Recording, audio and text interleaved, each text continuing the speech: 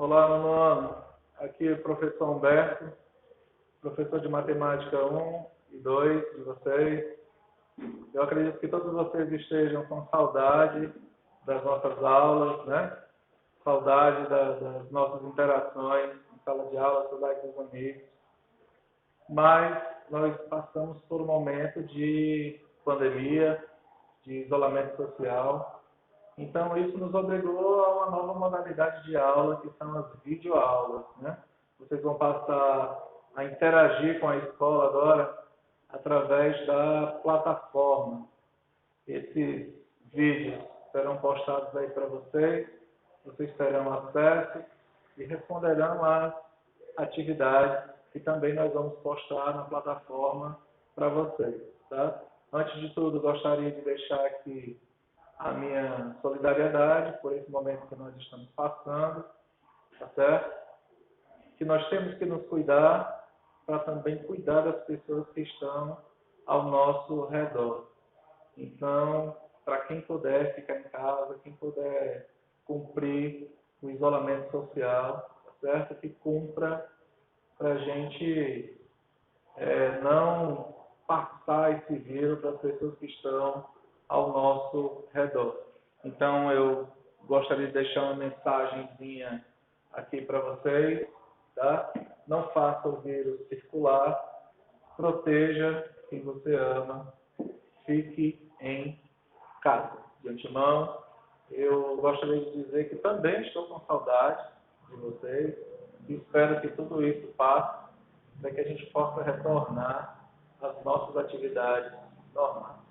Certo? Na nossa videoaula de hoje, eu vou relembrar alguns conteúdos, na verdade, um conteúdo que nós estudamos aí antes de sair para a quarentena, que foram as chamadas equações do segundo grau completa. Tá? Eu vou fazer aqui um breve resumo, uma aula bem resumida sobre o que nós estudamos aí antes de sair para a quarentena. Tá certo? Toda equação do segundo grau completa, ela se encontra na forma ax² mais bx mais c igual a zero. Ou seja, toda equação do segundo grau, ela completa, terá três termos. Um termo elevado ao quadrado, por isso chamada equação do segundo grau. Um termo com x elevado a 1. E o termo onde o x não aparece, o x está elevado a zero, também chamado de termo independente. Tá? Então, a equação do segundo grau, ela completa, possui esses três termos. A primeira coisa que nós temos que relembrar aí é como determinar o coeficiente de cada termo. O A é o coeficiente de x², é o número real que multiplica o x². O B é o coeficiente de x, o número real que multiplica o termo em x a 1. E o C é o chamado termo independente, é aquele número que não multiplica variável nenhuma. Tá? A equação do segundo grau, ela também pode se apresentar na forma incompleta.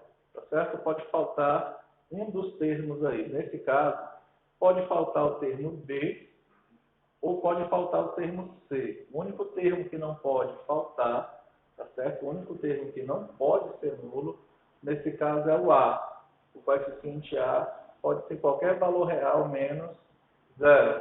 Porque se ele anular o termo de segundo grau, a equação passa a ser uma equação do primeiro grau. Tá? Então, eu tenho aqui a forma ax² mais bx igual a zero. Essa equação é a equação do segundo grau, que não possui termo independente, não possui o valor de C. Nesse caso, nosso termo independente C é zero. E nós temos a equação ax² mais c igual a zero. É uma equação que não possui o termo em x, exatamente porque o valor de b é igual a zero. Então, além de se apresentar na forma completa, ela também pode se apresentar na forma incompleta desses dois valores. Incompleta em b ou incompleta em c. Tá bom? Coloquei alguns exemplos exemplos aqui para a gente poder identificar, porque é importante, nós identificarmos os coeficientes da equação de segundo grau. Eu tenho aqui a equação de segundo grau, 3x ao quadrado menos 5x mais 8 igual a 0. Quem multiplica o x ao quadrado nesse caso é o valor de a, então a é igual a 3. Quem multiplica o termo em x é o coeficiente b. Cuidado que esse coeficiente também pode ser positivo, negativo, fracionário. Nesse caso, o valor do coeficiente b é menos 5. E o termo independente, o valor de c é 8. Então, a 3, b menos 5, c 8. Tenho aqui a equação de segundo grau incompleta, x ao quadrado menos 5x igual a 0. Lembra que essa é a equação de segundo grau incompleta em c, tá certo? Então, c é igual a 0. O valor do coeficiente a é 1. Não aparece nem o valor numérico, mas subtende-se que exista 1 multiplicando x ao quadrado. E o valor de b, que multiplica o x, no caso, também é menos 5, certo? E aqui uma equação do segundo grau incompleta em b. Incompleta em b porque exatamente falta o termo em x, tá? O valor de a, que multiplica o x ao quadrado, menos 3. O valor de b não tem, ela é incompleta em b, então b é 0. E o termo independente vale 9. Tá? É importante salientar que as equações do segundo grau, elas possuem o que nós chamamos de raízes, certo? Raízes ou zero da função. A equação de segundo grau ela pode ter até duas raízes. Na verdade, ela pode ter duas, pode ter uma, ou pode não ter nenhuma, tá certo? Nenhuma raiz real. Isso é um caso possível de ocorrer.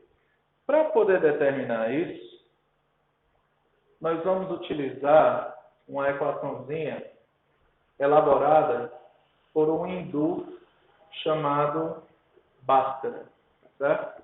Bhaskara foi astrólogo, foi matemático, filósofo, enfim, ele tem uma grande contribuição na álgebra, exatamente por elaborar uma equação que me permite calcular as raízes de uma equação de segundo grau, tá certo? Por isso mesmo, ele foi reconhecido como uma das grandes personalidades matemáticas do século XII, tá bom? Bhaskara, se puderem dar uma pesquisadazinha ali sobre ele, tem muita coisa bacana sobre Bhaskara. A fórmula de Bhaskara, a fórmula resolutiva, para princípios didáticos, ela foi dividida em duas partes. Na verdade, ela é uma só, mas ela foi dividida em duas partes. A primeira parte, né, da fórmula, que a gente costuma sempre utilizar, é o valor do discriminante, representado aqui pela letrinha grega delta, que é esse triângulozinho aqui, b ao quadrado menos 4 vezes o valor de a vezes o valor de c. E a segunda parte, que é exatamente para a gente determinar as possíveis raízes dessa equação, é a fórmula x igual a menos b, mais ou menos a raiz do discriminante delta, dividido por 2a. Por que mais ou menos? Porque esse radical ele pode assumir dois valores. Ele pode ter como resultado um valor positivo, ou pode ter como resultado um valor negativo. Tá? Por exemplo, a raiz quadrada de 16, a gente costuma dizer que vale 4, porque 4 ao quadrado vale 16. Mas essa raiz também admite um valor negativo, porque menos 4 elevado ao quadrado também gera um valor positivo, 16. Então, em se tratando de números inteiros, esse radical pode assumir tanto um valor positivo como um valor negativo. Por isso, a simbologia mais ou menos. É feita uma análise da raiz nessas duas situações. Tá? Coloquei aqui para a gente uma aplicação sobre a fórmula resolutiva de Bhaskara. Eu tenho aqui a equação de segundo grau, 3x ao quadrado, menos 2x menos 8 igual a 0. Primeira coisa importante que a gente tem que fazer, identificar os coeficientes. Toda a fórmula de Bhaskara está em torno desses coeficientes. Então, quem multiplica o x ao quadrado é o 3. Quem multiplica o termo em x é menos 2, então o valor de b é menos 2. E o termo independente é menos 8. O que a gente vai fazer? Só substituir esses três valores. Primeiro, vamos calcular o valor do discriminante, o valor de delta. B ao quadrado menos 4 vezes A vezes C. O valor de B, como eu mostrei aqui para vocês, vale menos 2. Como ele é negativo, eu substituo entre parênteses. Menos 2 ao quadrado, menos 4 vezes o valor de A, que vale 3, vezes o valor de C, que vale menos 8. Quando eu elevo uma base negativa a um expoente par, o resultado é sempre positivo. Então, menos 2 elevado ao quadrado dá 4 positivo. Por isso, a importância do parênteses. Tá certo? A multiplicação desses dois sinais negativos vai gerar um valor positivo. Sempre que a gente multiplica sinais iguais, a resposta é positiva. 4 vezes 3, 12. 12 vezes 8, 96. 4 mais 96, achei o discriminante que vale 100. O nosso discriminante está destacado, né? Por quê? O discriminante, como o próprio nome diz, é quem vai discriminar quantas raízes possui essa equação de segundo grau. Se ele for positivo, quer dizer que essa equação de segundo grau terá duas raízes reais e diferentes uma da outra. Se o discriminante for nulo, ou seja, se ele for igual a zero, a nossa equação terá duas raízes reais e iguais, o que corresponde a uma única raiz, o que a gente chama de raiz de multiplicidade 2. Tá certo? E se o determinante for negativo, nós não temos solução real para essa equação. A solução é não pertence aos reais, porque depois a gente não vai conseguir extrair a raiz quadrada de valores negativos. Isso não pertence ao conjunto dos números reais, como nós já estudamos em sala. Tá? Aplicando aqui a segunda parte da fórmula de Bhaskara, nós temos o seguinte: menos o valor de B, o menos é da fórmula de Bhaskara. Então, menos, o valor do coeficiente B é menos 2, importantíssimo substituir entre parênteses, porque aí vou ter a presença de dois sinais negativos, um da fórmula resolutiva e outro do valor de B. Mais ou menos a raiz quadrada do discriminante, que vale 100, dividido por 2 vezes A, ou seja, 2 vezes o valor de A, que vale 3. Esses dois sinais negativos vão se multiplicar, como eu falei antes, vão se tornar um sinal positivo. Mais ou menos a raiz quadrada de 100, que vale 10, dividido por 2 vezes 3, que vale 6. Tá? E é aqui que eu faço a separação das duas raízes. Para uma raiz, eu utilizo um sinal, pode ser positivo ou negativo, fica a critério de vocês. No nosso exemplo, a primeira raiz foi utilizado o sinal negativo e a segunda raiz foi utilizado o valor positivo. Então, na primeira raiz, nós temos 2 menos 10 dividido por 6. 2 menos 10 dá menos 8 dividido por 6. Como essa fração não é exata, o que nós podemos fazer aqui é simplificar. Simplificamos o 8 por 2, que dá 4, e o 6 por 2, que dá 3. A resposta, menos 4 terços. A resposta pode ser uma fração, professor? Pode. Pode ser qualquer número real. Fração positiva, negativa, número decimal, tá certo? Todos esses valores aí são possíveis da gente achar. A segunda raiz, nós vamos utilizar o sinal positivo. 2 mais 10 dividido por 6. 2 mais 10, 12, dividido por 6, dá 2. Então, o conjunto de solução, ou seja, as raízes dessa equação do segundo grau são menos 4 terços e 2. Tá? É uma raiz, é uma equação que possui duas raízes reais. Tá? Professor, e se essa equação do segundo grau foi completa? do tipo x ao quadrado menos 196 igual a zero. Se ela for incompleta, você resolve da mesma maneira. Depois eu vou mostrar para vocês alguns métodos que a gente pode utilizar para resolver equações de segundo grau incompletas sem precisar da fórmula de Bhaskara, tá bom? Nesse caso, o valor de A é 1, o valor de B é 0, e o valor de C, que é o termo independente, menos 196. Não esqueçam o sinal.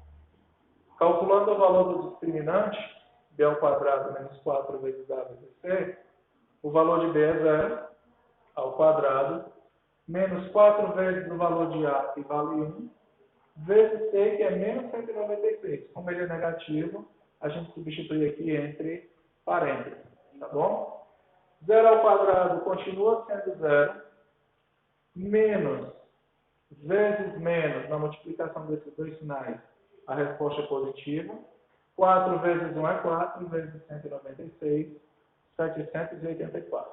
Tá? 0 mais 784 continua 784.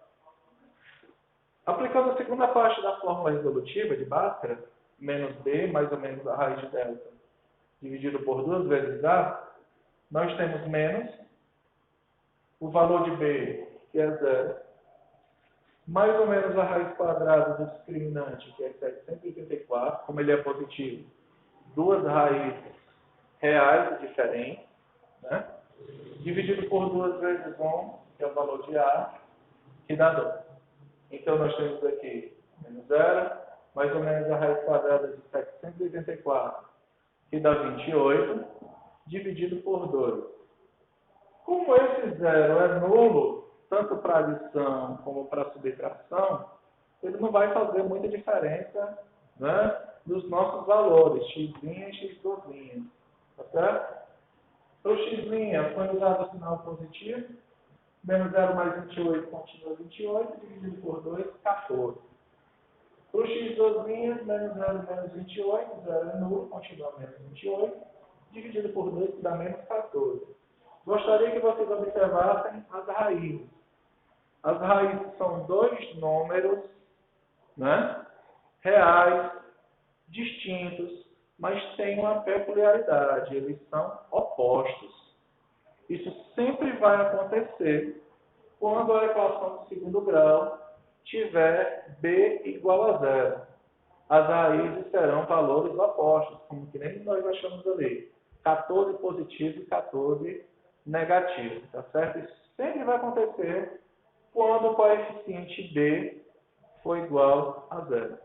Então, conjunto solução dessa equação, mais 14 e menos 14, ou mais ou menos 14, tá bom? Então, turma, essa é a nossa aula. Gostaria de deixar aqui para vocês um grande abraço, dizer que eu também estou com saudade de vocês, tá certo? Saudade das nossas aulas, saudade das nossas brincadeiras, tá certo? Esperamos que isso tudo passe logo e a gente possa retornar com as nossas aulas diárias, presenciais, aqui na nossa escola, tá bom? Um abraço para vocês, saúde para vocês e para a família de vocês.